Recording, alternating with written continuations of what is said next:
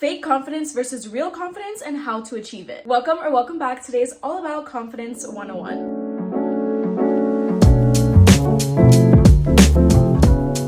What is the difference between fake and real confidence? So to be a person that is fully immersed in their confidence, we need external and internal confidence. FYI, in this very moment, I'm not talking about externally sourced versus internally sourced confidence, where externally is like where you're getting your confidence from other people's approval or opinions, and internally is when you're seeking your own approvals and reassuring yourself. So external confidence is heavily reliant on faking it till you make it, as most of us have heard. And that is a big part of the journey for many people, and it does work in many different ways. External confidence is also kind of like the easiest part to explore in your confidence journey. And the easiest way for me to describe it is when you can look confident on the outside or externally, like standing up straight, making eye contact, having good posture, chin up, you know the vibes. Now, internal confidence is about genuinely feeling good about yourself on the inside, fully trusting yourself, relying on your own reassurance, etc. Now, although both components are super important to being that higher version of yourself and creating her, many people who are embarking on their journey of confidence will eventually find themselves being able to put on a facade in front of a crowd of people, but when they go home and they're alone with themselves, they're actually super self-critical, constantly doubting and judging themselves, and overall just have a racing mind over themselves and their self-concept. And when this comes to the surface of your mind, you feel this sense of like fakeness, or I guess imposter syndrome, because your internal world is not aligning with what you're showing on the external world. I know it to be true because I've been through that. It takes a lot of courage, vulnerability, and a sense of humbleness to admit that you don't have genuine, real confidence. And if you've admitted it, I commend you, because that is the first step to starting to build real confidence.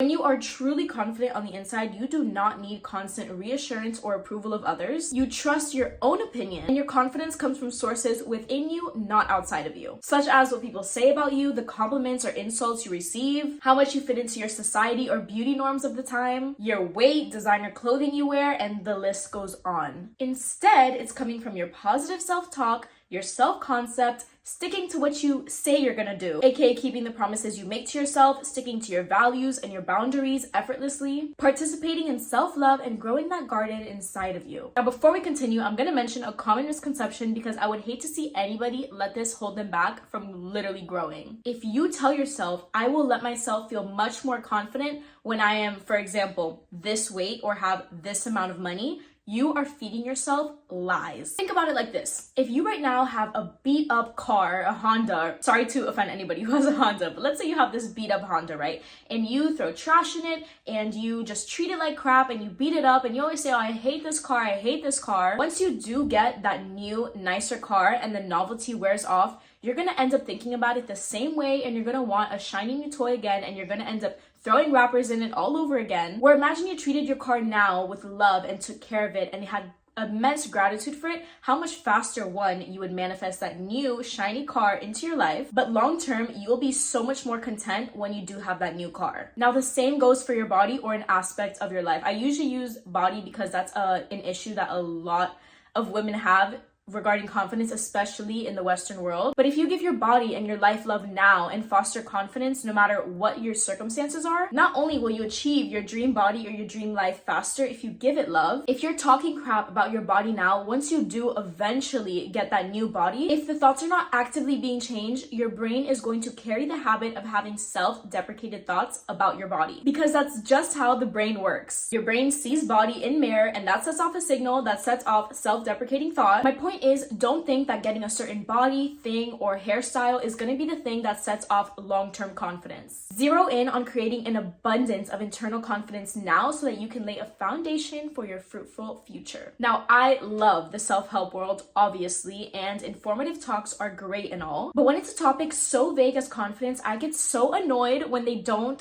leave me with any actionable steps, because I'm like, okay, cool, but how? So of course, I'm going to set up some actionable steps for you to do today and for the rest of your life so that you can develop a strong sense of internal confidence. Number one, and arguably the most important, where you will see a big difference if you implement these steps, is getting rid of self-doubt. I have some hacks and some steps that I have used in my own life, and I've changed my confidence. So my absolute favorite confidence hack is doing what you actually say you're gonna do, aka keeping the promises that you make to yourself. Of course, this is easier said than done, but there are little steps that you can do to eventually become unstoppable. Think about it. If you've tried multiple times in your life to start up a new intense fitness plan, but ends up giving up every time on Thursday or after 1 week or 2 weeks, the next time you go and write up a new fitness plan, you are not going to feel too confident that you're going to be able to stick to that plan. Because how can you trust yourself if in the past you've never stuck to the plan? However, if you said you're just going to go on a 10-minute walk every single day with your morning coffee, that is much more achievable. And as you show up every day, you get more and more confident through each day that passes that you'll be able to show up the following day. So if your confidence and self-trust is at an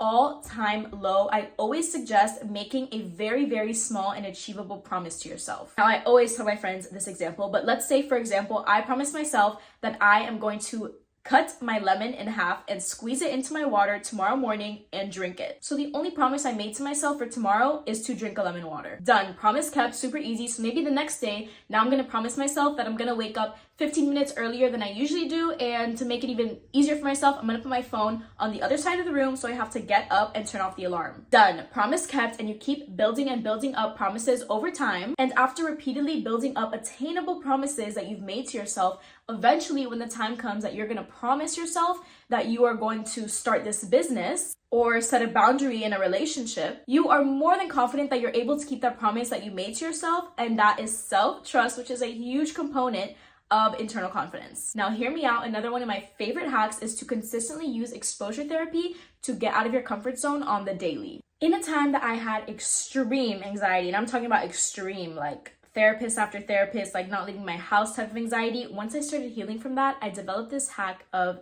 daily exposure therapy. So basically how it works is that anytime that I caught myself having a thought that was like, oh, I'm scared to do that because XYZ, or because so-and-so or these people will judge me if I do that, I caught myself and I was like, oh, and I had to do that exact thing, whether it was the stupidest thing or like an actual serious thing. I remember this one time I was at like, a function, and there were cookies and nobody was touching the cookies. And I was like, I want to go get a cookie. But then I had a thought and I was like, oh, but if I get that cookie, like all these like skinny girls and pretty girls around me are gonna think I'm a little fatty. Mind you, completely irrational thought because I was a literal stick at the time, and like, who cares? But it was so real in my head, and I was fighting with myself in my brain, and I was like, I don't even eat gluten, I'm full, like I don't even want the cookie. It was just a thought, like I'm not gonna get the cookie. But I caught myself, and I caught that thought, and I caught myself in a moment to grow and to use my exposure therapy, and that's how it works. And I was like, nope, well, I had the thought, and I sensed the fear of judgment, and now I have to go get the cookie even if I'm not gonna eat it. I went and picked up the cookie that I didn't even eat, and guess what happened?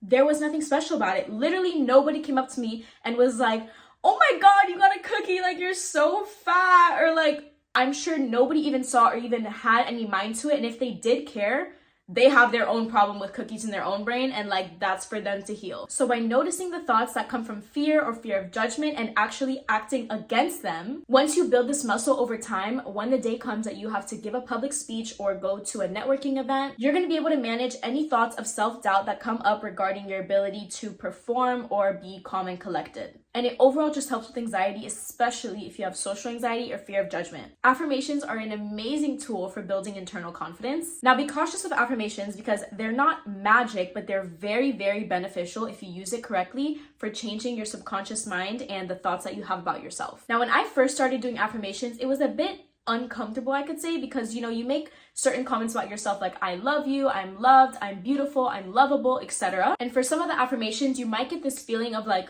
no, that's not true. But that is the beauty of affirmations, because then you can go on to explore that. And so you dig into that and explore that a little bit more, and you're like, why do I feel this way? What led me to feel this way? What things in my past have made me feel this way? And after repeating certain affirmations about yourself, over time, you become more and more comfortable with these comments, and they become your real beliefs. It's crazy to uncover feelings that you have about yourself that have been unseen for ages. I promise you, after just a few weeks of doing affirmations, they are literally like magic, and you'll just start to feel so much better. I'm gonna read for you guys a few of my favorite affirmations. Oh, I haven't had coffee in so long. This coffee is literally making me sweat. Okay, ready? Everything I need and desire comes to me at the perfect time. I feel glorious, dynamic energy. I am active and alive. I am a unique and beautiful soul. I'm so incredibly lovable. Everyone around me is lovable.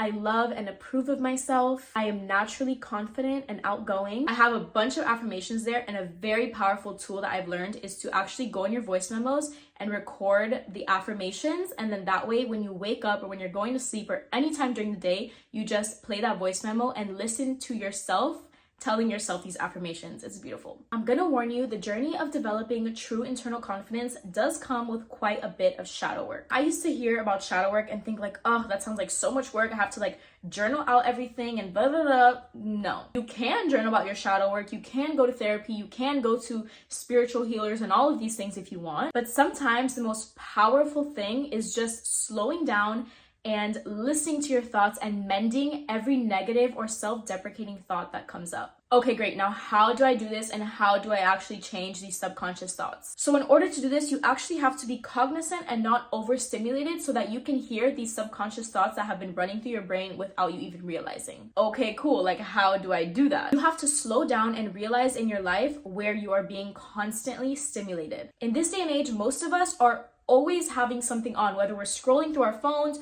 we're watching TV, we're watching Netflix while we're eating, we're listening to music while we're in transportation or in the car. Sometimes the easiest first step is when you're in the car or in transportation, don't read a book and don't put on music, just be. Try to get an app like Opal to limit your screen time so that you're not scrolling mindlessly on your phone for hours a day. So get rid of the excess stimulation and slow down. Stop rushing from one thing to another. Don't have the TV on while you're cooking, just cook. And once you start slowing down and are not always in need of constant stimulation, you're going to see that you're more aware of your thoughts, and certain thoughts are going to pop up and you're going to be like, oh my gosh, like have I always been thinking this thought about myself? And just a tip, when you are stimulated, you should be very aware of your feed on social media and your brain diet. Your feed is a reflection of your brain. So next time you're scrolling, try to scroll past all the negative stuff or like junk food. I know that was a big problem on my feed. So that eventually your feed is all about things you like Bible verses or self-growth stuff. For example, if now I'm less stimulated and I'm at the gym, I'm not listening to music, I'm just working out and I'm looking in the mirror and I realize I get this thought and I'm like, oh,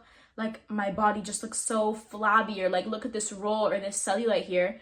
I notice it and I'm like, whoa. And I just tell myself something that feels more positive, it feels good in my body, such as, God made me in this perfect image, I'm here and I'm doing something amazing for my body and I'm beautiful. And I move on with my life, and when another negative thought comes up, I notice it, I catch it, I release it with love, and I replace it with something better. I think in this episode, it's a bit important to talk about embarrassment, and this is one of my favorite topics because I genuinely can say that I very rarely feel embarrassed, and I think it's so crucial to develop certain constructs around embarrassment. Now, one, using the exposure therapy method that I mentioned is going to be very helpful in overcoming embarrassment, because last year I explained my exposure therapy thing to my friends, and we developed this thing where my friends would be like, okay, Mia, exposure therapy, like go talk to that random person and ask them like if you could use their pants or something.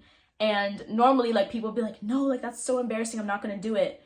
But that's when you do it. So they would say it and I would just be like, okay, Mia, this is for your growth. This is exposure therapy. It's just like a little lesson. And I would go up to that random person and ask for their pants or something super stupid and random. And doing little things like that would just make me desensitized to the concept of embarrassment. But anyways, I think everybody should change their concepts on embarrassment so that it can help them. Now you can find something that resonates with you. I know this is a bit extreme, but something that I say is like, well, we're all going to be dead in 100 years. And usually like if it's a stranger or something, I'll be like, I'm never gonna see these people ever again. Now I'm about to put some truth on you. If you are dealing in a situation where embarrassment can be present, or you have fear of judgment with a group of people that are not strangers, and you're thinking to yourself like, oh, if I do this thing, these people are gonna think I'm crazy or I'm weird, take a humble step back and realize that you actually do not know what these people are thinking, and who are you to say what they're thinking. For example, if I'm filming in public and I'm thinking to myself like, oh, that guy over there thinks like what is this girl doing, like thinking she's an influencer or something?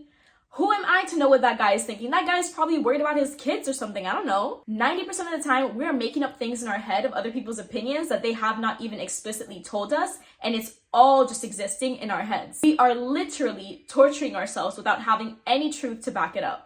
And granted, who cares if somebody judges you? Because people who judge so harshly and are so critical of others, it's just a reflection of themselves. So next time somebody highly negatively judges you, just know that they also highly judge themselves in the inside. So take it as a confession. Take it as a confession that they have a poor relationship with themselves. When people talk bad about you, take it as a confession, because if people are talking bad about you and gossiping about you, guess what? It's just a reflection and it works the opposite way. Those people also talk bad about themselves. So all you do is feel sorry that they have a poor relationship with themselves and lack self-love. You pray for them and you release it. Another hack I like to use for confidence and just self-love in general is to talk to my younger self. Now, before I lived in London and I had a car in Miami, I used to do this all the time. I would be like in my driver's seat and talking to my younger self as if she was in the passenger seat, like a literal crazy person. And I would genuinely feel like I was talking to my younger self, and I would tell her about my life now, and she would be like,